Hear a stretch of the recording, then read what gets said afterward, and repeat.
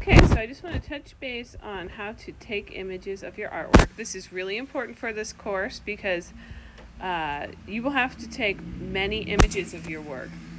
And the image quality is going to uh, be very important in this digital course because the only way I can see your images or others can see your work is through the photograph that you take of them. So I'm going to go over some best practices for taking images of your work right now. You want to make sure that the images are high quality. That doesn't mean you need an expensive camera. Cell phones today can actually take very high quality images, but there are a few things that you want to be aware of. The first is that you want to have nice, even lighting. You want to make sure that it is a true representation of your work. And what lighting does, if you're a poorly lit work, how the camera sees your work is through light. So if you're indoors, if you're in fluorescent lighting, all that's going to damage your work. You want to pay attention to the positioning of your artwork. So as I'm going to show you a few examples, you want to make sure that there's not some weird background. You can crop things out.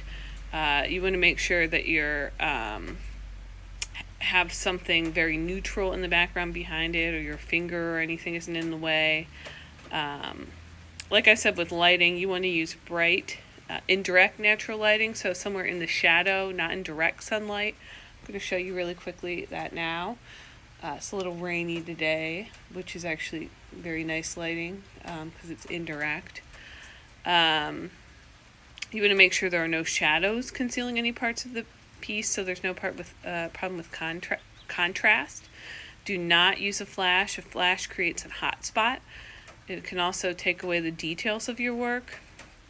Try not to use different kinds of light source. So if I have natural light and then I put a sunbeam on, those kinds of things will get in the way. Never put glass in front of your work. I don't think you'll have anything framed yet, but if you ever want to take a picture of a framed piece, you need to take it out of the frame first. They also, professionally, there are professional photographers for artwork. Those of you who are in photography, I have several friends who actually make their living through photographing work. They actually have lights that are designed to take images of artwork, and you can use a special filter on your camera to get rid of glare. We're kind of doing this the cheap and easy way, but you can get fairly professional photographs the way that we're going to do it today. Tripod is also a nice thing to use. Like I said, we're going to actually do it on the ground since our works are relatively small, but you're trying to avoid what's called fisheye. We'll give you an example of that. And take lots of photos. That's kind of the big goal. Try to take as many photos of your work as possible. Okay, so now I'm going to actually try to give you an example here. So, so you can see, I'm going to take a picture of this piece. The goal that you should have when you're taking it, you don't want to have a fisheye. Like I said, bright indirect light. No flashes is the best way. You want to avoid having edges stick up, so you want to try to make sure your piece is flush. You also want to avoid what's called fisheye. So, for example, if I take a piece like this is a kind of a fairly big example. Notice how it's, the bottom end is wider than the top end. That's what's known as fisheye. This is an extreme example, but I'll just kind of show you. There can be slightly less extreme. This is still fisheyed, right? If I go to crop it, it's not perfectly square. You can kind of see from the edges it's still leaning in one way. There's an app that you can do that can help that, but I can also make sure that my body's positioned directly over top. This is where taking multiple photos helps. And also having that border to your piece helps. And sort of lining it up in the middle. The other thing that can help, if you notice when I'm touching the screen, depending on where it's metering the light, sometimes you can get slightly different images. This one just because of the way that the lines are spread out, I'm not going to get too much of that, but that is a good example. Once I have my pieces in like this, you still want to edit them. That's probably not the best example. I'm going to go into edit it. You want to crop out, even if I have a border on my piece, I can kind of leave the border in. But I can crop up to where the very edges are at. It'll give me a sense if I have bad fisheye or not. This has still a little bit of fisheye. I also want to